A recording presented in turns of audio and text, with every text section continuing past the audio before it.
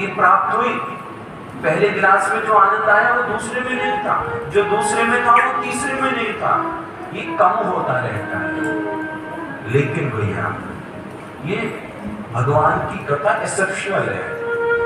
आपने देखो कभी भी कितनी भागवत मैंने कह दी है, कितनी आप सबने सुन ली है, लेकिन आज तक इसका रस कम नहीं हुआ। इसमें ये डेफिनेशन का फॉर्मूला काम ही नहीं करता, काम ही नहीं करता। ये नवीन रस देने वाला है, ये कभी पुराना नहीं होता, इससे कभी तृप्ति नहीं होती।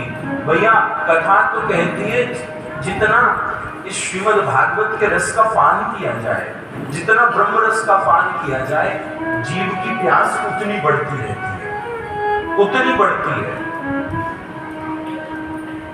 जितना पान होगा ये प्यास उतनी बढ़ती रहेगी। सज्जनों,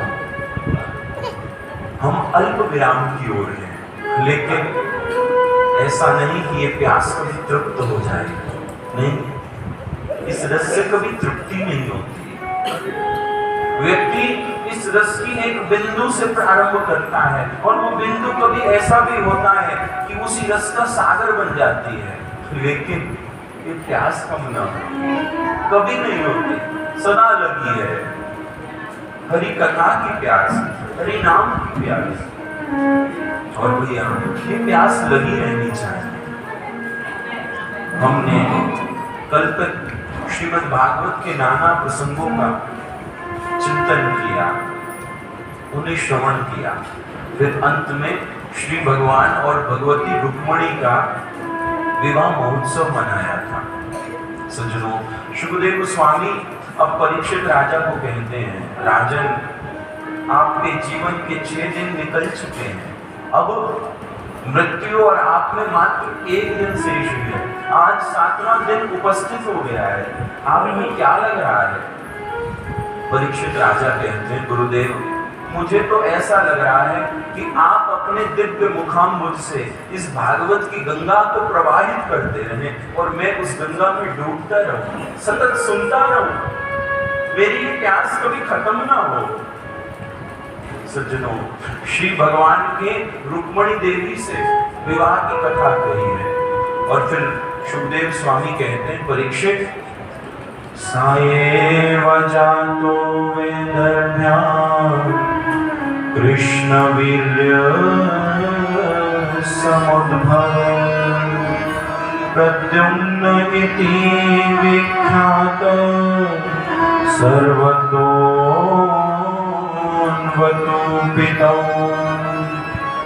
परीक्षित, समय बीता और भगवान के घर भगवती रुक्मिणी के उदर से एक पुत्र का जन्म हुआ, जिस पुत्र का नाम प्रद्युम्न रखा गया। ये कामदेव के अवतार हैं। जब भगवान शंकर ने कामदेव को भस्म कर दिया था, तब कामदेव की पति रति ने कहा, महाराज, मेरे पति को जीवन दान दीजिए, आपने काम को भस्म कर दिया है, सृष्टि कैसे चलेगी? तब भगवान ने कहा था कि जब कृष्ण अवतार होगा तब तक तुम प्रतीक्षा करो। भगवान के पुत्र के रूप में कामदेव पुनः प्रकट होंगे और सज्जनों, प्रद्युम्न का जन्म हुआ है। भगवान की गृहस्थी आगे बढ़ती जा रही है, बढ़ती जा रही है। कथा कहती है कि एक द्वारिकापुरी के निवासी हैं जिनका नाम सत्राजित है और ये भगवान सूर्य के उपासक हैं, सूर्य के उपासक। इन्होंने भगवान सूर्य को प्रसन्न करने के लिए कठोर तप किया था, बहुत कठोर तप किया, वर्षों तक तप किया। भगवान सूर्य प्रकट हो गए थे, प्रकट होकर वरदान मांगने को कहा था, तो इन्होंने सूर्यदेव से एक मणि प्राप्त करी थी। उस मणि का नाम सम्यंतक मणि था। क्या नाम था? सम्यंतक मणि। और उस मणि की विशेषता ऐसी थी, जब भी वो मणि का दर्शन होता तो ऐसा लगता था मानो स्वयं सूर्यदेव प्रकट है, इतना भयंकर तेज था। और विशेषता ये थी, वो मणि नित्य 100 मन सोना देती थी, नित्य सूर्य उदय पर 100 मन सोना उससे ग्रहण होता है। सज्जनों, एक दिन की बात है, सुखदेव स्वामी कहते हैं, सत्राजितो स्वन्तनया कृष्ण नायकृत फिलेश्वर संयन्तकेन मणिना स्वयमुद्य दत्तवान्। एक दिन ये सत्राजित श्री भगवान के दरबार में उस संयंत्रक मणि को लेकर आ रहे थे। जब द्वारपालों ने देखा तो भगवान से कहा, ठाकुर हमें लगता है सूर्यदेव आपसे मिलने आ रहे हैं, इतना भयंकर तेज है किसी का। भगवान कह रहे सूर्यदेव नहीं कोई और होंगे। जब निकट आए तो भगवान पहचान गए, ये सत्राजित है। सत्राजित ने सब बात बताई, मुझे सूर्यदेव ने मणि दी है, रोज 100 मन सोना देते हैं। भगवान ने सत्राजित से कहा, सत्राजित तुम इस मणि का क्या करोगे? ये मणि मुझे दे दो, मैं इसे समाज की सेवा में लगाऊंगा। सज्जनों, भगवान ने तो बहुत उचित बात कही, क्योंकि संसार में जो भी इकोनॉमी है ना, हमारा एक मूल स्वभाव है कि हम उसे जोड़ते जाएं। और भैया बड़ी बात नहीं है, आज भारत की ये हालत है, भारत की। आप कभी गूगल कीजिएगा, पता चलेगा आज भी भारत में रोज 7,000 लोग मरते हैं। 7,000 लोग, एवरेज है 7,000 लोगों का। कैसे? भूखमरी से मरते हैं, भोजन के अभाव से मरते हैं 7,000 लोग।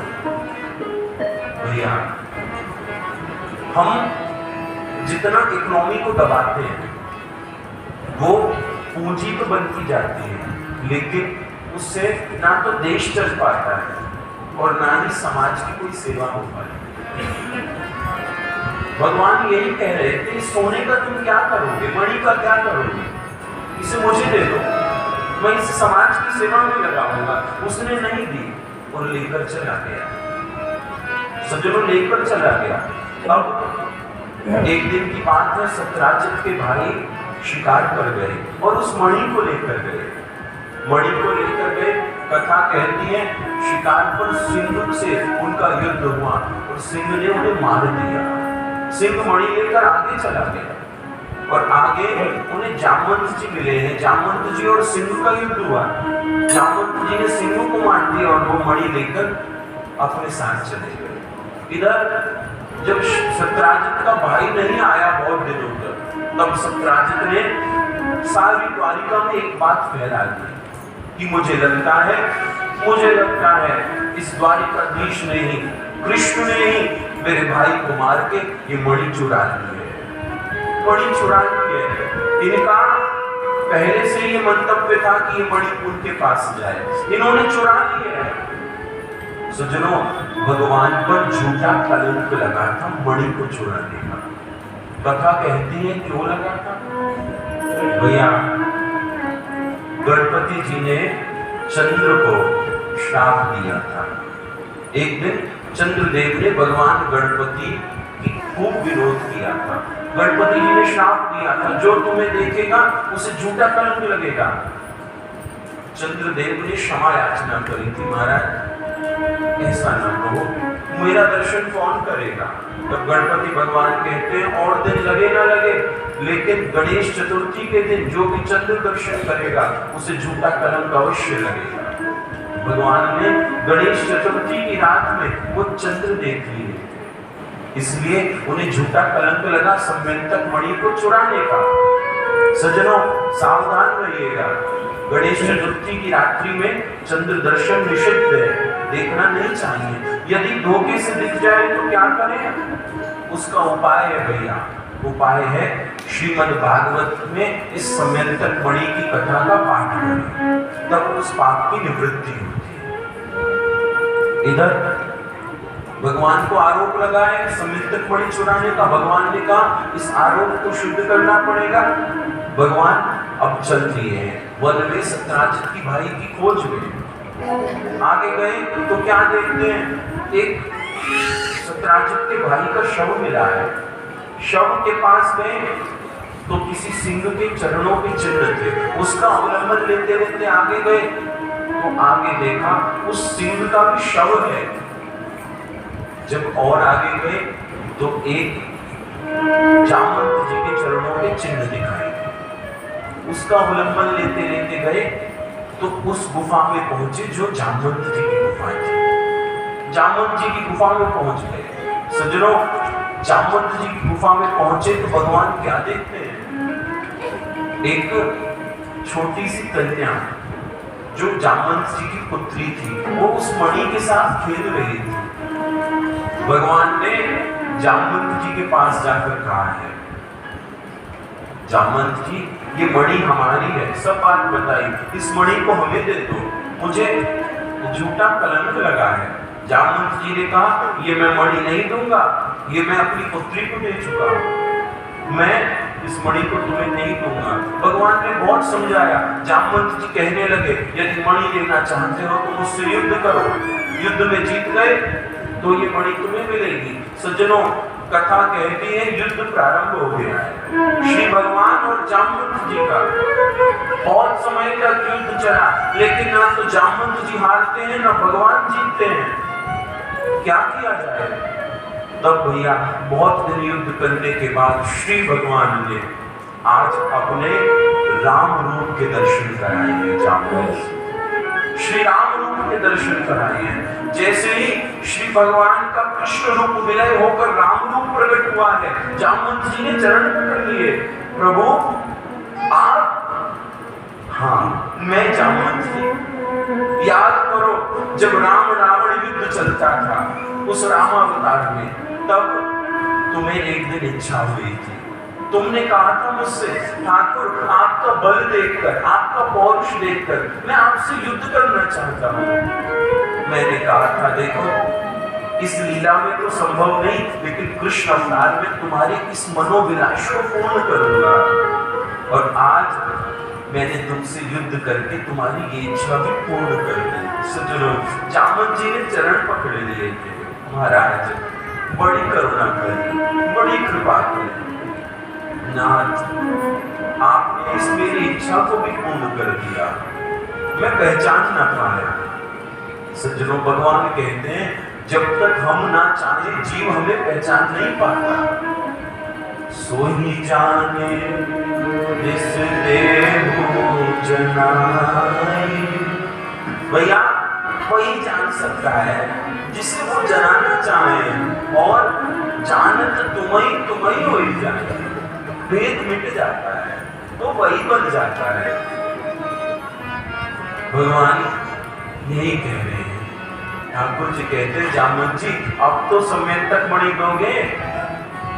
जामवंत जी कहते हैं, ठाकुर मणि तो दे देता, लेकिन क्या करो, मैंने इस मणि को अपनी पुत्री को दे दिया है और ये संकल्प ले लिया है इसकी कन्यादान में ये मणि दूंगा, इसे दहेज में दूंगा। तो ठाकुर जी अब आप पर एक ही ऑप्शन है। क्या ऑप्शन है? कि अब आप मेरी पुत्री से विवाह कर लो, पुत्री भी ले जाओ और मणि भी ले जाओ। भगवान ने कहा हमें स्वीकार है, और सज्जनों वहीं पर पारिग्रहण हुआ है। और आज जामवंत जी की पुत्री जामवंती का विवाह श्री भगवान से हुआ है। भगवान सम्यक्तक मणि और जामवंती जी को लेकर पुनः द्वारिका पधारे, द्वारिका पधारे और सब बात बताई। सत्राजित को बुलाया, मणि दी, सब बात बताई कि लो सत्राजित ये मणि लो, सब बात बताई। ऐसे जामवंती से विवाह करके अपने मणि को ले लिया।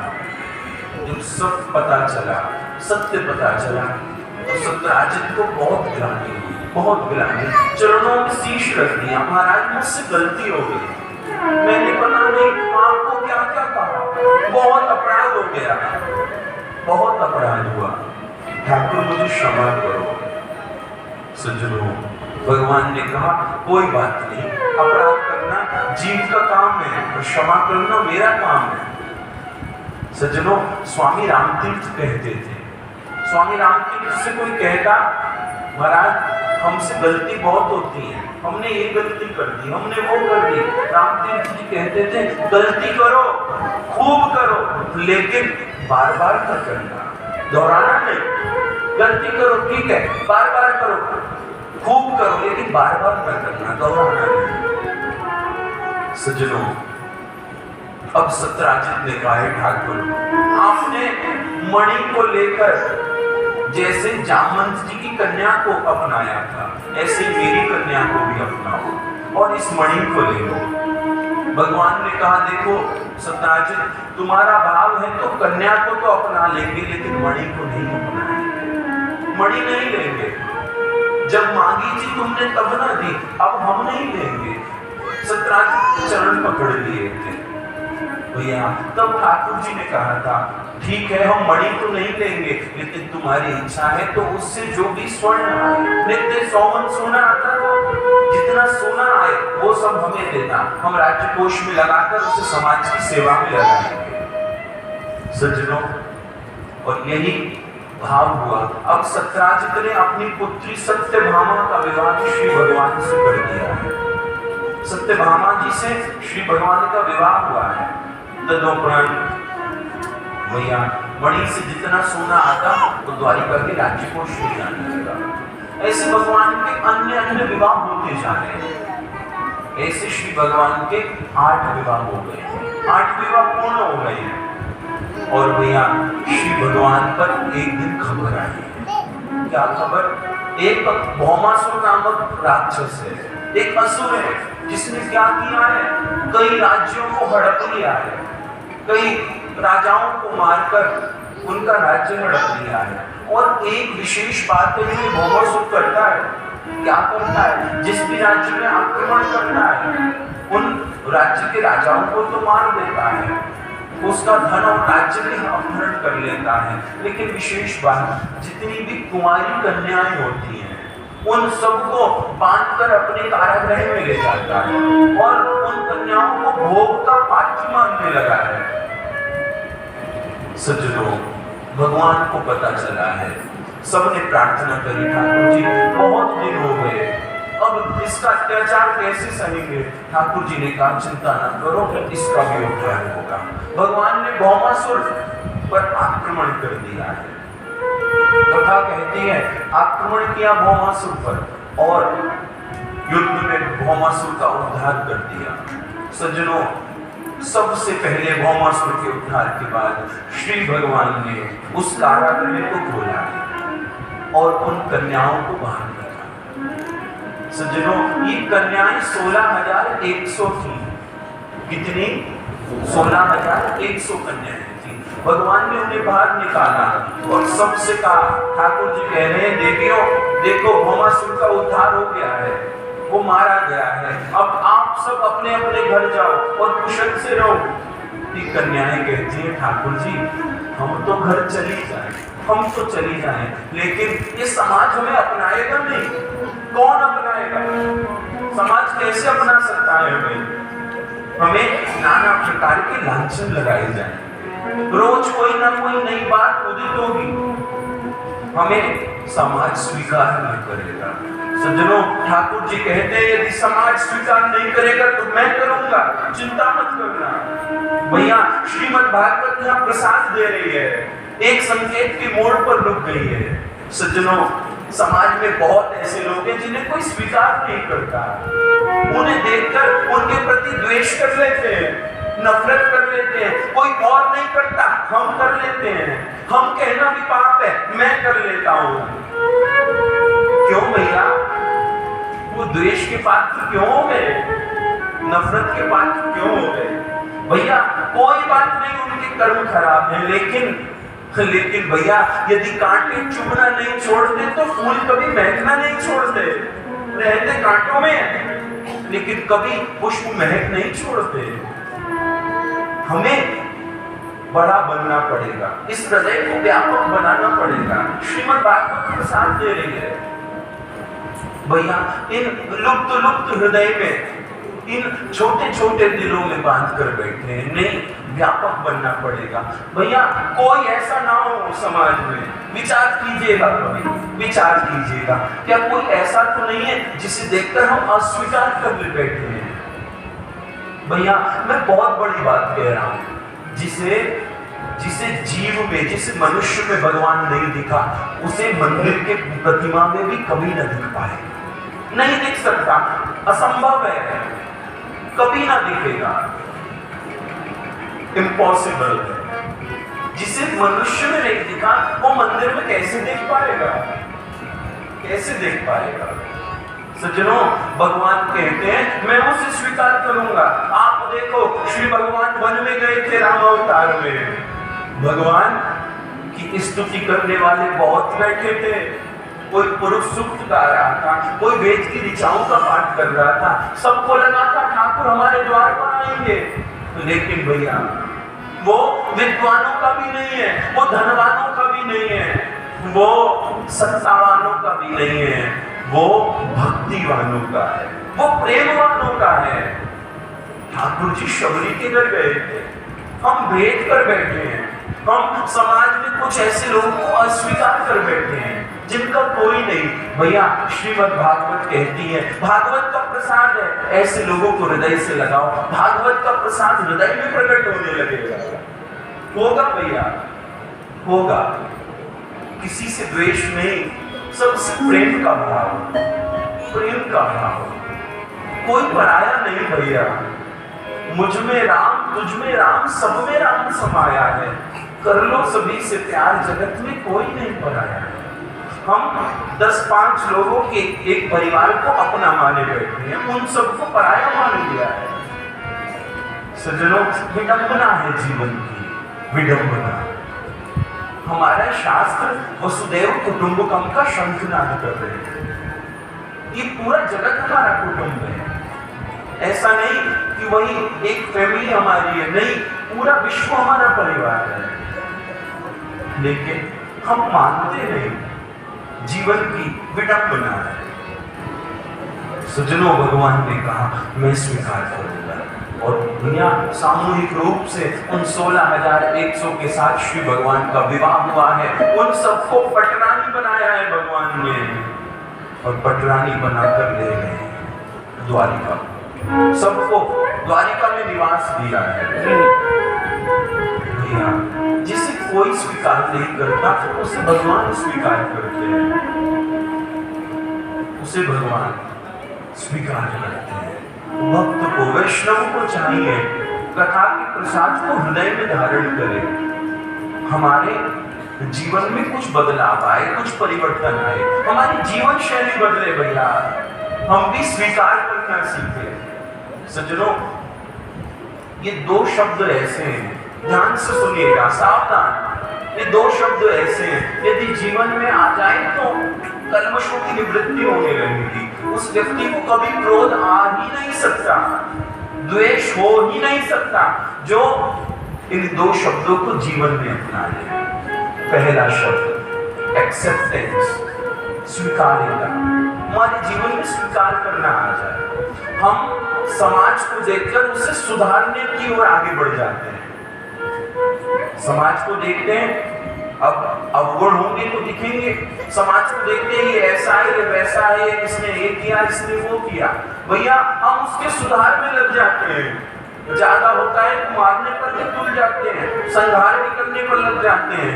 लेकिन संत कहते हैं भैया, इस युग में ना तो संहार की आवश्यकता है, न सुधार की आवश्यकता है। सुधार करना है तो अपना कीजिए, अपने से बढ़कर, अपने सुधार से बढ़कर समाज की कोई सेवा नहीं हो सकती। सुधार अपना होगा, अपना होगा। वो गायत्री परिवार वालों का नारा है ना, हम सुधरेंगे युग सुधरेगा, हम बदलेंगे युग बदलेगा।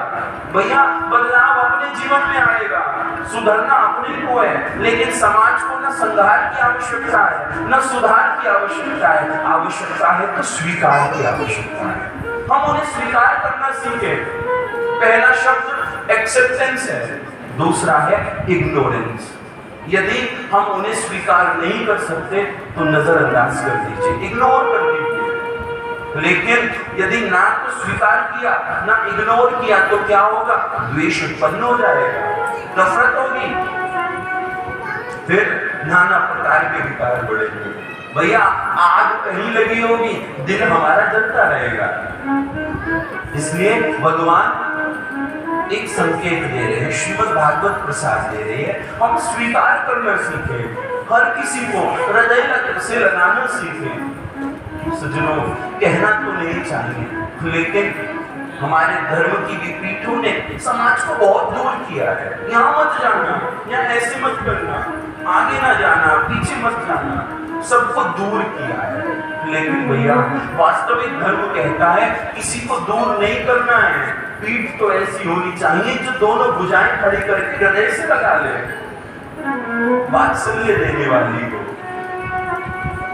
सज्जनों, हम स्वीकार करना सीखे। भगवान ने इन 16,100 कन्याओं को स्वीकार किया, इन्हें रानी बना दिया, सब द्वारिका में रहने लगे। लेकिन भैया क्या हुआ? अब श्री भगवान बार बार ब्रज की याद करते हैं, और जब जब उन्हें ब्रज की याद आती है ना, श्री भगवान के दोनों नेत्र भीग जाते हैं। लेकिन रुक्मणी देवी, सत्यभामा, अन्य सब रानियां यही विचार करती हैं कि भगवान ब्रजवासियों को प्रेम तो करते हैं, ब्रजवासी भगवान को प्रेम तो करते हैं, लेकिन उतना प्रेम नहीं करते जितना हम करते हैं। हमसे बढ़कर भगवान का प्रेम की कोई नहीं, कोई भी नहीं। जितना प्रेम हम करते हैं ठाकुर जी को, उतना कोई नहीं करता। क्यों? यदि करते होते तो विवाह उनसे कर लेते, हमसे क्यों किया? भैया प्रेम किसी बंधन में बंध नहीं सकता, नहीं बंध सकता। प्रेम बंधन में बंधने वाला नहीं होता, बंधन को खोलने वाला होता है। बंधन को वो खोलता है, प्रेम बंधन में नहीं बनता, बंधन को खोलने वाला है। सज्जनों, प्यार प्यार होता है। एक गीत है पुराना, आपने सुना होगा, प्यार को प्यार कहने दो, रिश्ते का नाम ना दो। ये रिश्ते के नाम में बंधेगा भी नहीं भैया, बंध सकता भी नहीं। और मैं आपको बहुत कहूं कि प्रेम स्वतंत्र है, परतंत्र नहीं, वो खुलने वाला है, हर जगह व्यापक है। भैया ये भान, ये अभिमान हो गया है आज श्री भगवान की रानियों को। क्या अभिमान हुआ कि हमसे बढ़कर भगवान को प्रेम करने वाला कोई नहीं हुआ, कोई नहीं हुआ। सज्जनों, मैं कल भी कह रहा था, जब जब अभिमान आया है तब तब वो आनंद कंद परमात्मा दूर हो गया है। भगवान को सब प्रिय है, सब प्रिय है, लेकिन भक्त का अहम पसंद नहीं, बिल्कुल पसंद नहीं। भगवान ने क्या किया? एक लीला का दर्शन कराया है। और कैसी लीला? इस लीला में इन रानियों के अहम की निवृत्ति करी।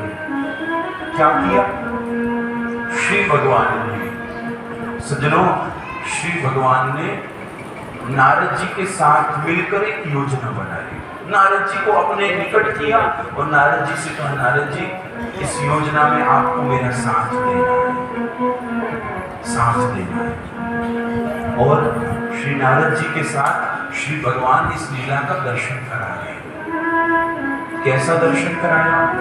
सज्जनों, कथा कहती है, कथा कहती है कि भगवान ने आज ब्रजांगनाओं को याद किया था और यही विचार कर रहे थे कि इन रानियों ने ब्रजांगनाओं के प्रेम से अपने को बढ़कर मान लिया। भैया गोपी से बढ़कर किसका प्रेम होगा?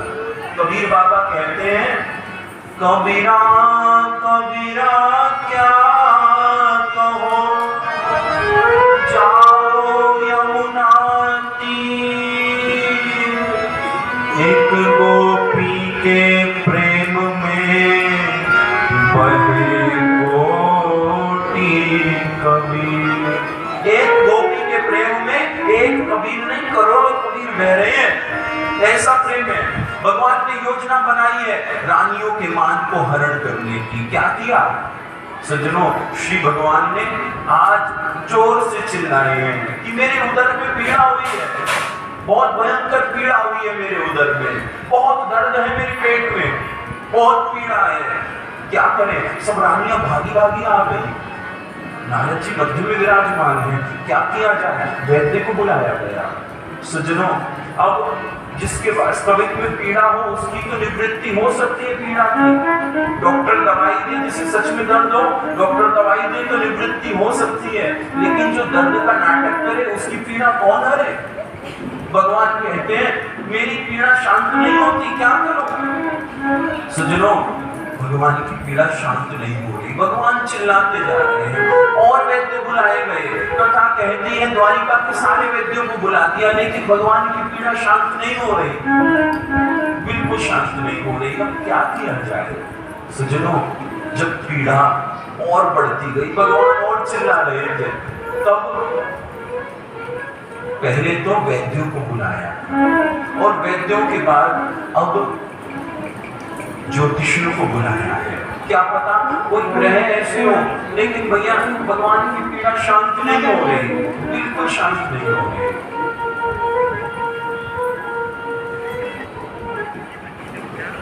मैं पहले भी निवेदन कर रहा था, जब जब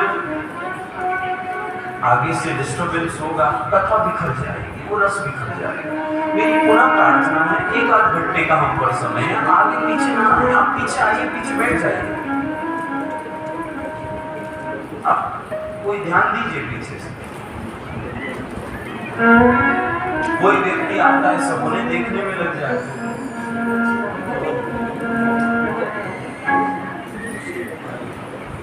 मुझे तो ऐसा लगता है कोई सेलिब्रिटी आ रहा है, जो भी व्यक्ति आ रहा है।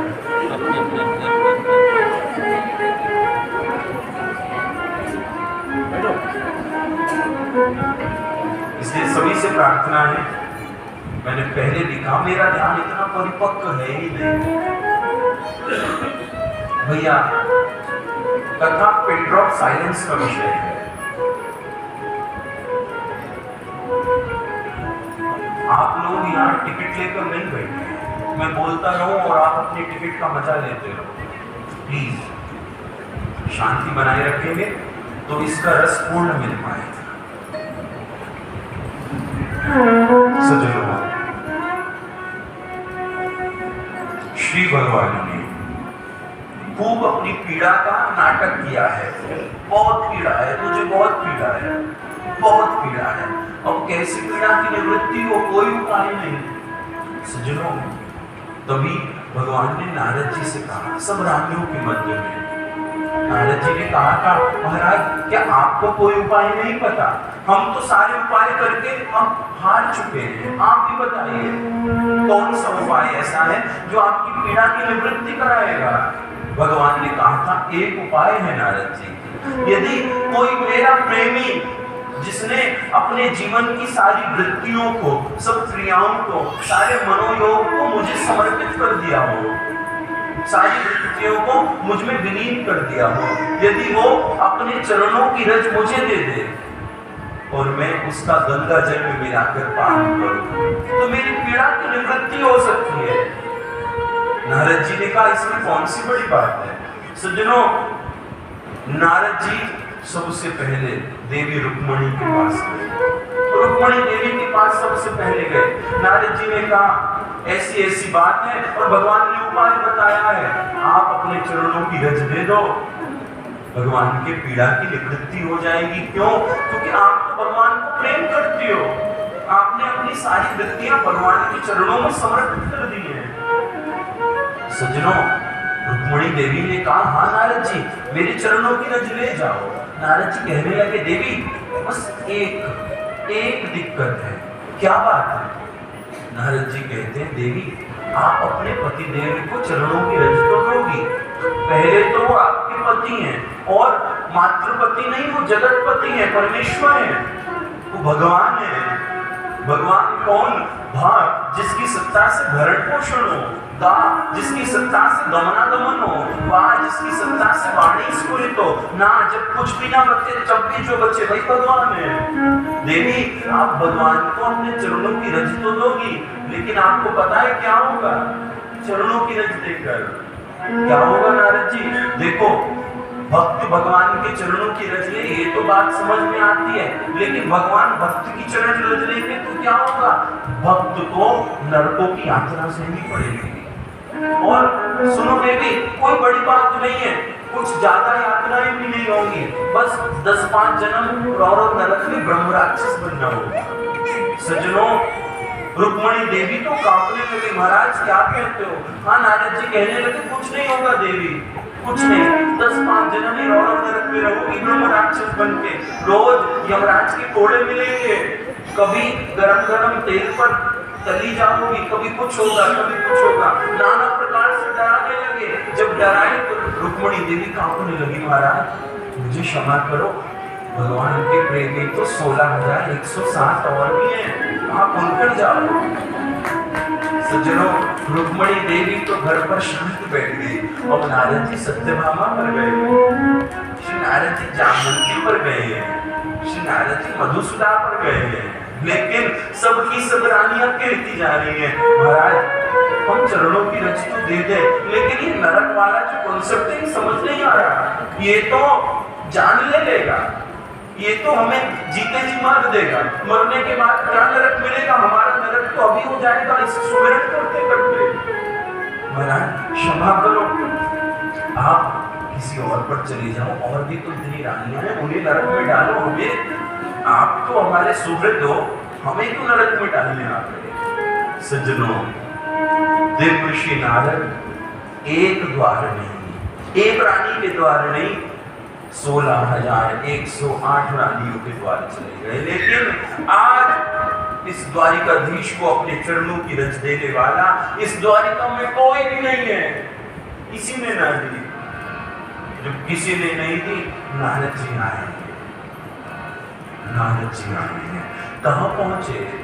श्री नारद जी पहुंचे हैं भगवान के पास, भगवान से कहने लगे, महाराज रानियां सन्मुख खड़ी थी, आपको चरणों की रज देने वाला कोई नहीं, कैसे पीड़ा की निवृत्ति होगी? भगवान चिल्ला रहे थे, नारद जी जल्दी उपाय करो। रानियां देख रही थी। सज्जनों, तभी भगवान ने कहा, यदि द्वारिका में कोई चरणों की रज देने वाला नहीं, तो अब मुझे लगता है पीड़ा की निवृत्ति होना बहुत कठिन है, लेकिन अंतिम उपाय है, नारद जी एक बार ब्रज चले जाओ, ब्रज चले जाओ। सज्जनों, ये नारद जी ब्रज गए हैं, ब्रज जा रहे हैं, प्रेम नगर वृंदावन जा रहे हैं, चलते जा रहे हैं, और जब पहुंचे ब्रजांगनाओं के पास, भगवान को ब्रजांगनाओं की याद आई थी, इन गोपिकों की याद आई थी। और सज्जनों, जब से श्री भगवान गए थे ना, इन ब्रजांगनाओं का घर तो छूट गया था, घर पे तो रहना बंद कर दिया था, वहीं यमुना पुलीन पर एक कुंज में रहती थी। और क्या करती थी? रोज एक दूसरे को हरि कथा श्रवण कराती, रोज उनका नाम लेती थी।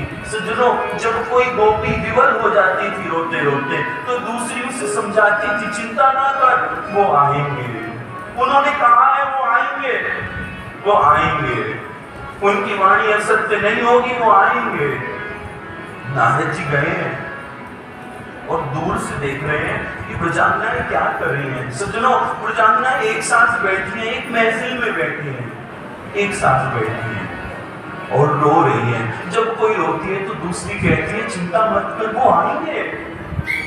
वो कहती है, आशा रख पगली आएंगे, आशा रख पगली आएंगे, आशा रख पगली वो आएंगे, आशा रख पगली वो आएंगे, हरि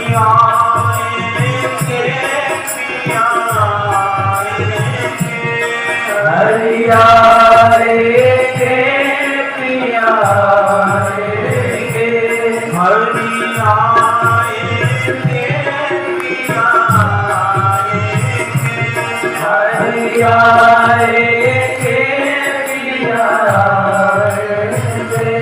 आशा रख पगली आएंगे, आशा रख पगली आएंगे।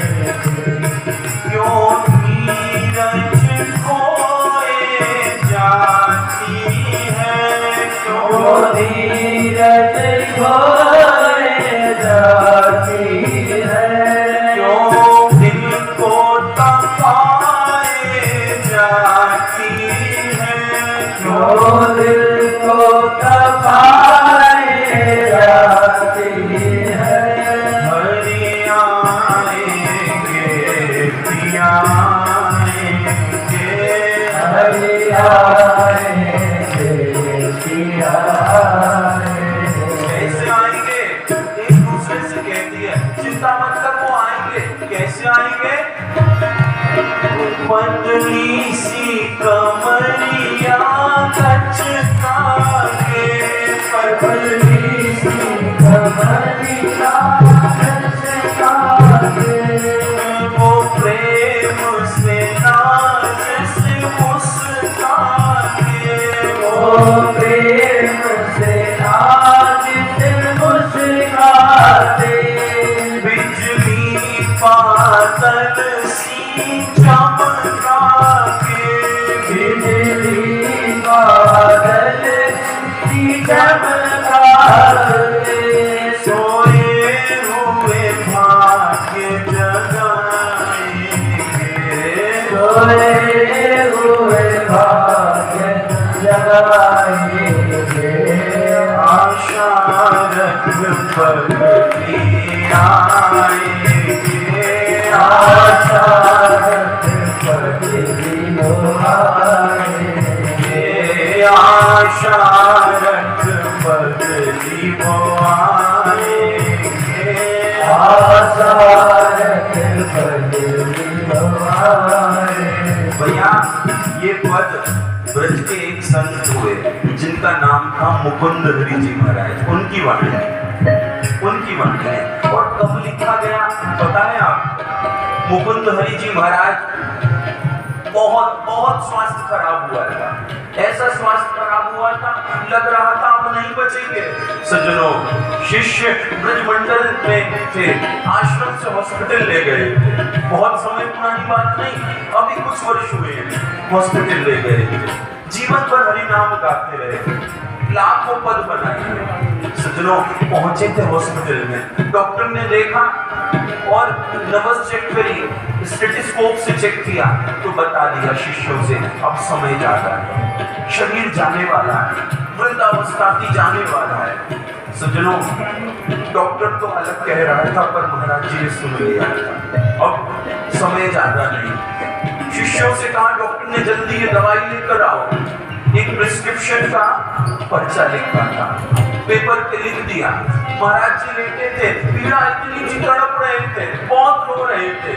सज्जनों, अब शरीर ज्यादा न बचेगा ये सुन लिया था, क्या होगा? शिष्य तो दवाई लेने चले गए, डॉक्टर ने जिस पर्चे पर लिखा था वो पर्चा और पेन वहीं छोड़ गया महाराज जी के बेड पर।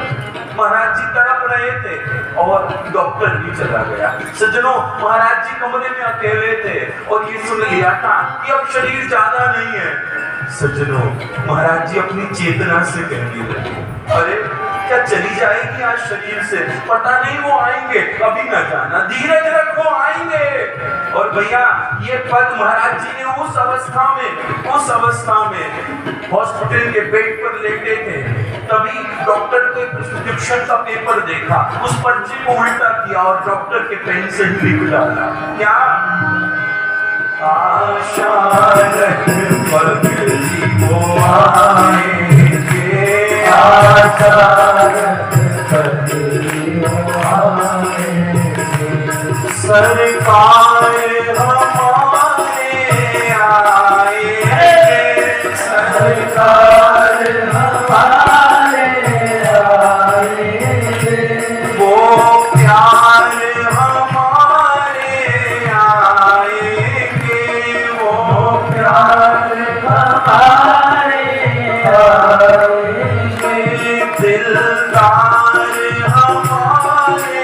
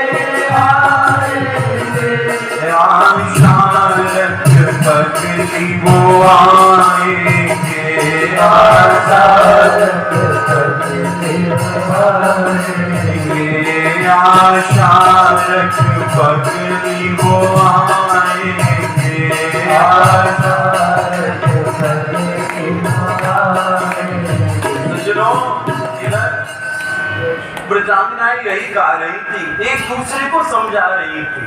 आशा रख वो आएंगे, निष्ठुर नहीं है, जीवन है हमारा, वो आएंगे। सज्जनों, नारद जी देखते हैं और नारद जी अब ब्रजांगनाओं के पास आ गए हैं, ब्रजांगनाओं के निकट आए हैं। ब्रजांगनाओं ने प्रणाम किया है।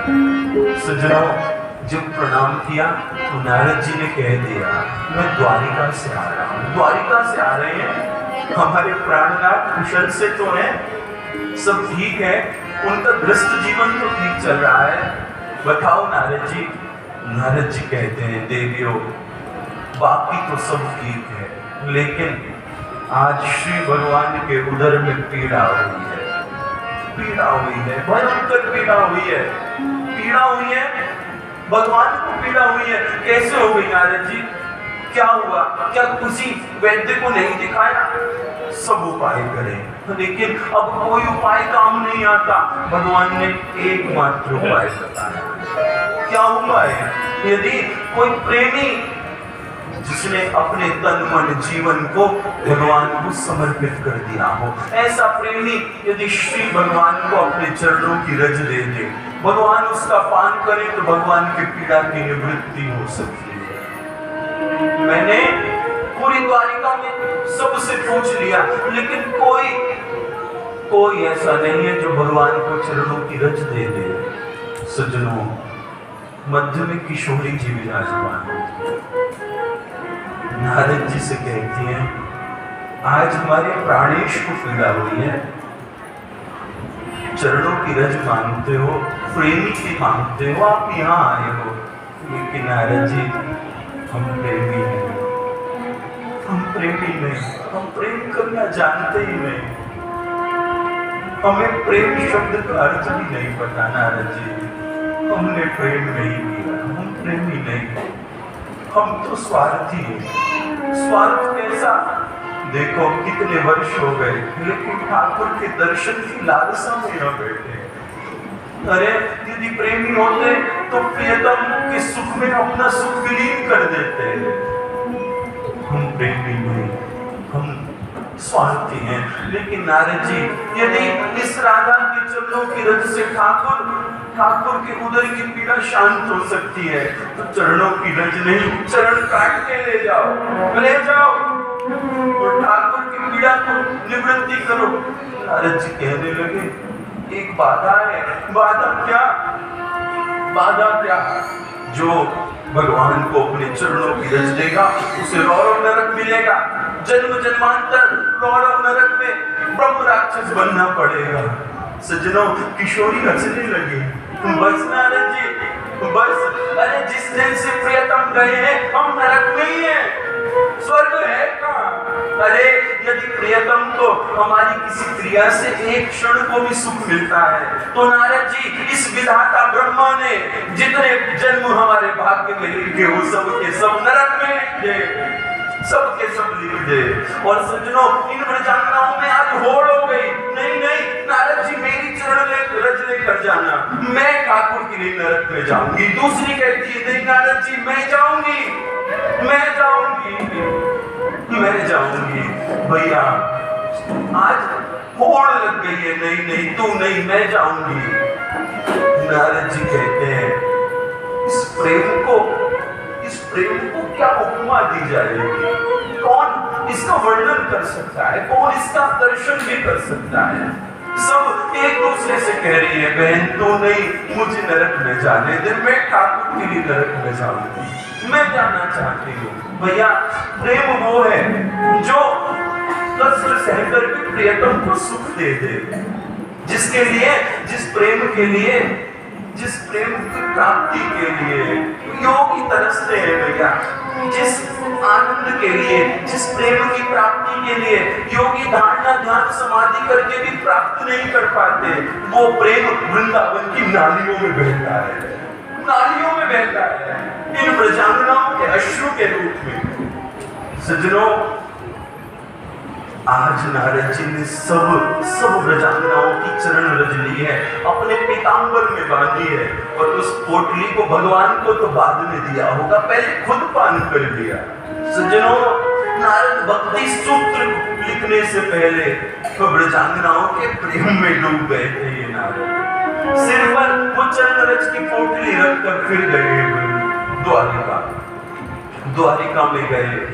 सज्जनों, जब भगवान ने चरणों की रज देखी है, हृदय से लगा ली वो पोटली, हृदय से लगा भैया। प्रेम परमात्मा को भी बौना बना देता है, परमात्मा प्रेम के आगे बिक जाता है। वो चरणों की रज का पान किया है ठाकुर ने, अब पीड़ा तो थी नहीं, निवृत्त हो गई भगवान के स्वभाव से। और आज सारी सबकी सब रानियां लज्जित हो गई। सब बात बताई नारद जी ने, वहां होड़ लग गई थी। एक एक प्रजांगना कह रही थी नहीं मुझे नरक में भेजो, मैं जाऊंगी। लेकिन हमारे पूरे जीवन के उपक्रम से यदि ठाकुर को एक क्षण को भी सुख मिले तो ये जीवन सार्थक हो जाएगा नारद जी, सार्थक हो जाएगा। सज्जनों, ऐसे श्री भगवान ने इन रानियों के अभिमान का हरण किया है, अभिमान का हरण हो गया। तदुपरांत सज्जनों, श्री भगवान ने पांडवों के राजसूय यज्ञ को पूर्ण किया है, उन्होंने राजसूय यज्ञ किया। अन्य सुखदेव स्वामी श्री भगवान की चर्चा करते हुए परीक्षित से कह रहे हैं श्री भगवान ने अग्र पूजा करी है, शिशुपाल का उद्धार किया है। तदुपरांत सज्जनों, सुखदेव स्वामी ने परीक्षित को सुदामा चरित्र सुनाया है। सुदामा चरित्र, परीक्षित श्री भगवान के एक मित्र थे जो श्री भगवान से द्वारिका मिलने आए थे। गुरुदेव, कौन मित्र थे? कौन थे? श्री रामा जी थे, मधुमंगल जी थे, मनसुखा जी थे? नहीं, ये नहीं, श्री भगवान के मित्र थे जो पोरबंदर में रहते थे, जिनका नाम था सुदामा। सुदामा, मैंने तो ठाकुर जी की लीला में इनका नाम कभी नहीं सुना। सज्जनों, कभी परीक्षित से सुदामा, सुखदेव जी कहते हैं, परीक्षित, कृष्णस्य दीत सखा कश्चित् ब्रह्मणो ब्रह्मविक्रम विरक्त इंद्रियार्थेषु प्रसन्नात्मा जितेंद्रिय। ये परीक्षित, ये भगवान के मित्र हैं, इनका नाम सुदामा है। सुदामा है। और ये भगवान के कैसे मित्र हैं? श्री भगवान और ये सुदामा जी जब भगवान उज्जैन में सांदीपनि ऋषि के आश्रम में शिक्षा ग्रहण करते थे, उनके गुरुकुल में, तब ये सुदामा जी भी भगवान के सहपाठी थे और तब भगवान की इनसे मित्रता हो गई थी। मित्रता हो गई और मित्रता इतनी ऐसी मित्रता थी कि दोनों एक साथ रहते थे, एक साथ रहते थे। सज्जनों, कथा कहती है गुरु सेवा करते थे, आश्रम की व्यवस्थाओं पर ध्यान देते थे और रोज सुबह शिक्षा ग्रहण करते थे, गुरु आज्ञा का पालन करते थे। भैया, एक दिन की बात है, सांदीपनि ऋषि की पत्नी गुरु मां ने इन दोनों बालकों से कहा, जाओ आज गुरुदेव के यज्ञ के लिए संविधा लेकर आओ वन से। इस समय कृष्ण कहीं और गए हुए थे। सुदामा जी से कहा, बेटा जाओ संविधा लेकर आओ। सुदामा जी जाने लगे तो गुरु मां ने कहा, रुको। गुरु मां ने कुछ चने एक पोटली में बांध कर दिए और सुदामा से कहा, लो ले जाओ, जब भूख लगे, जब क्षुधस्त हो तो तुम और कृष्ण इस चनों को खा लेना।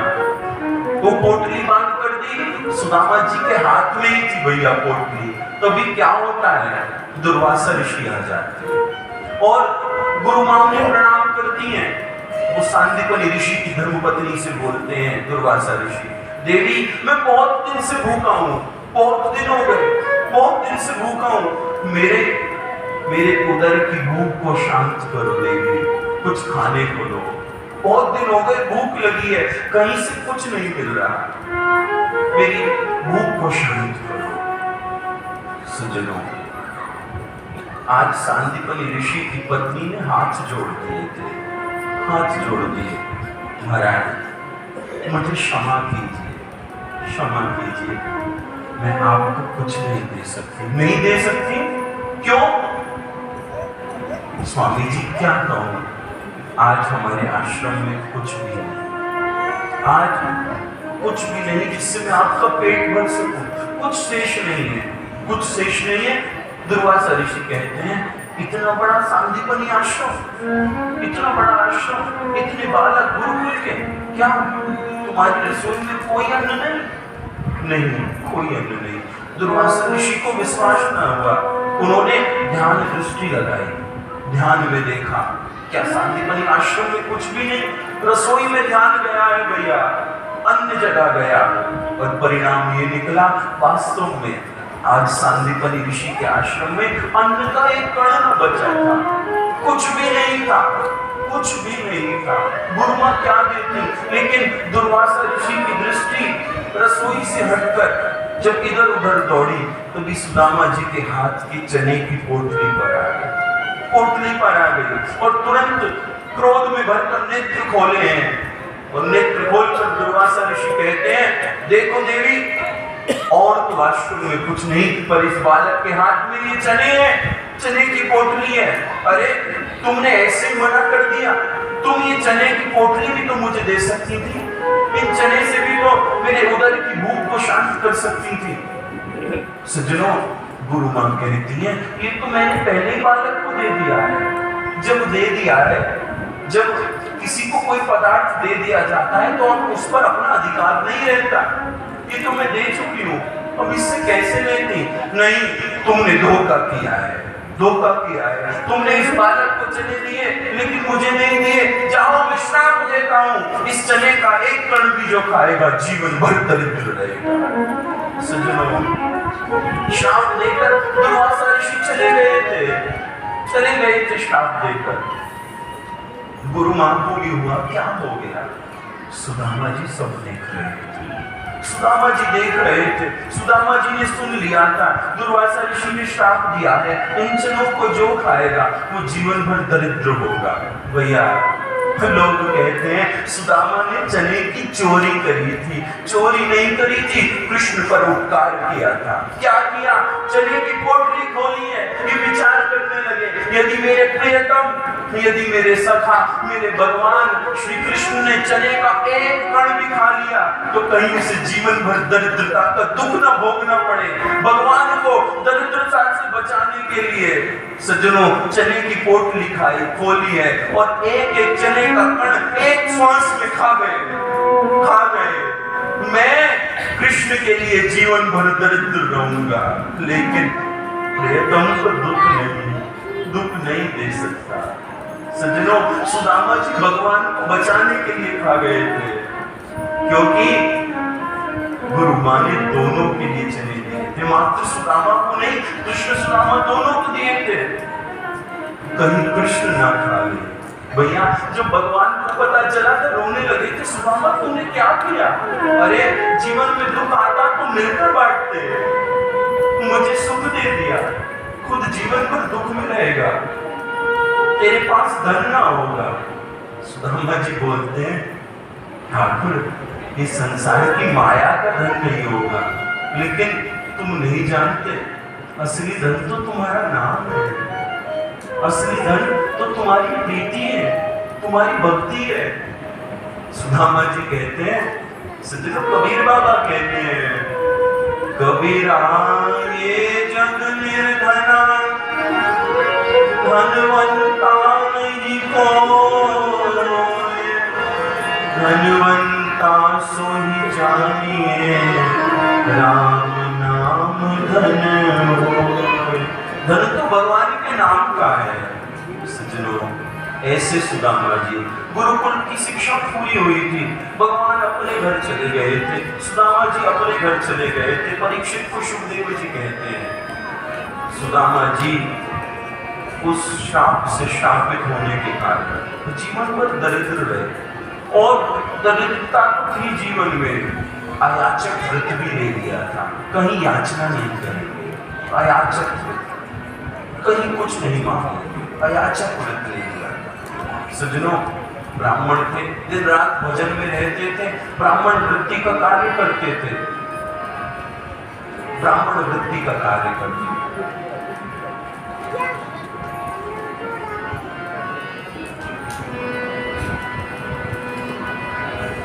धर्मपत्नी थी, उनका नाम सुशीला देवी था, 5 पुत्र थे। सज्जनों, ब्राह्मण वृत्ति करते थे, कोई ज्यादा बुलाता नहीं था, बुलाता था तो कम दक्षिणा देता था, और उस पर भी हृदय में करुणा भाव होती है। जो आता था उसे दे देते थे। सज्जनों, कई दिन ऐसे होते थे जब सुदामा जी को, उनके परिवार को कुछ खाने को नहीं मिलता था। सुबह बालक उठते थे तो जल पीते थे, भोजन की व्यवस्था का इंतजार करते थे और रात्रि में भी जल पीकर सो जाते। इतनी गरीबी, इतनी दरिद्रता थी। लेकिन भैया, संसारियों को दरिद्रता दिखती थी और सुदामा जी को उस दरिद्रता में भजन दिखता था।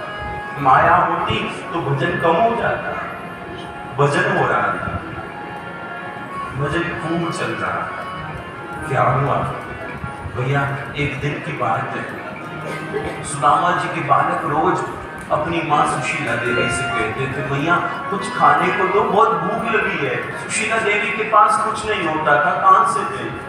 उनसे कहती थी, देखो पिता आएंगे, कुछ लेकर आएंगे। एक दिन सुदामा जी को एक ने अपने घर किसी पूजन पर बुलाया था। सुदामा जी ने पूजन करवाया।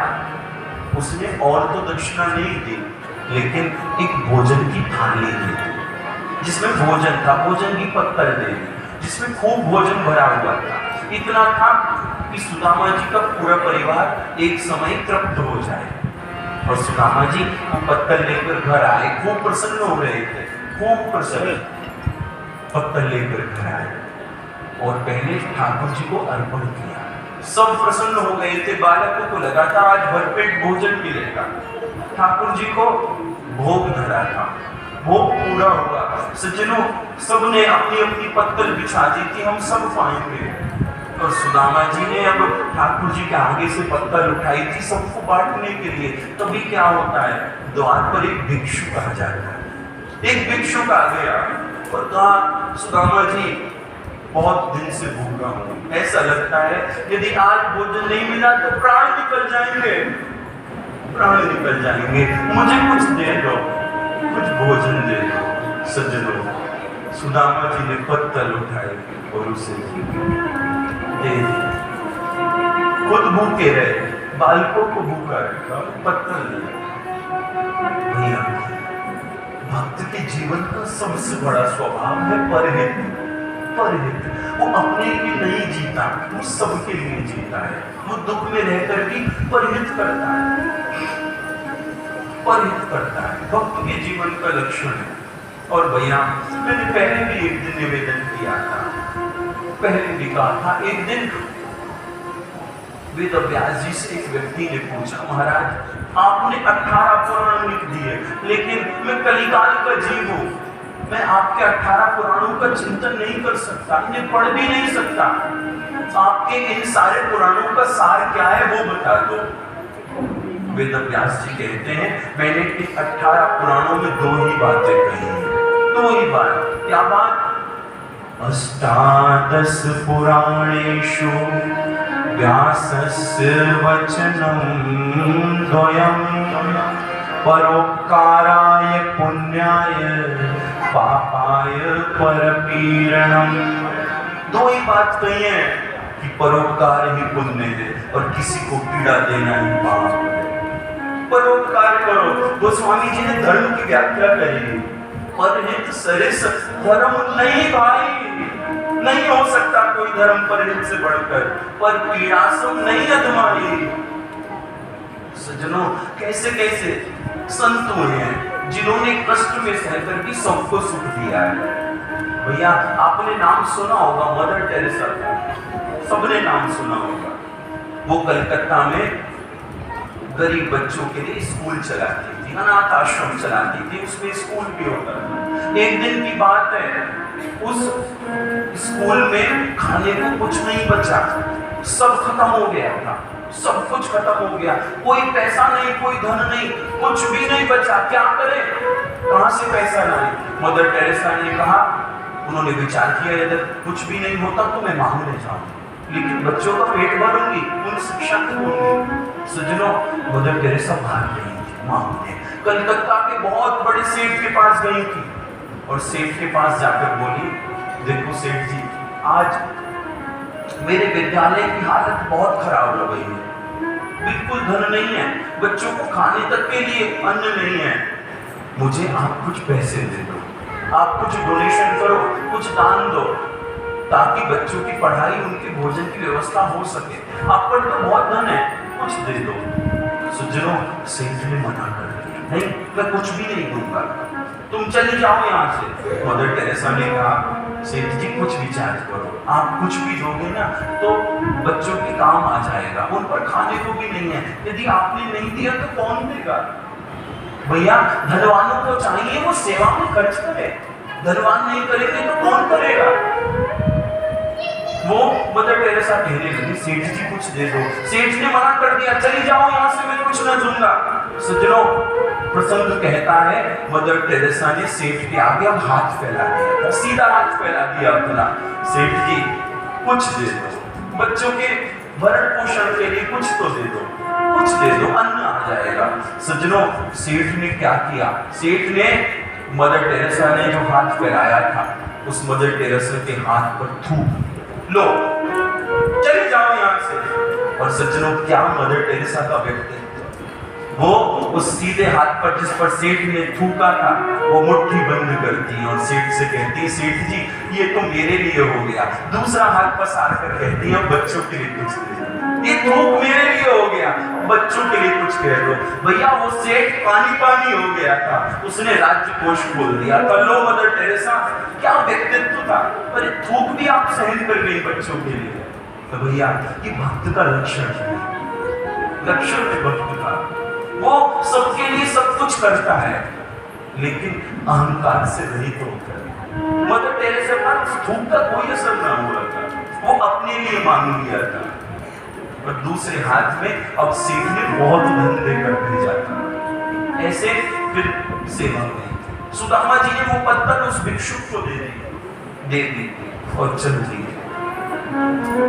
सज्जनों, ऐसे सुदामा जी का पूरा जीवन दरिद्रता में बीतता जा रहा है।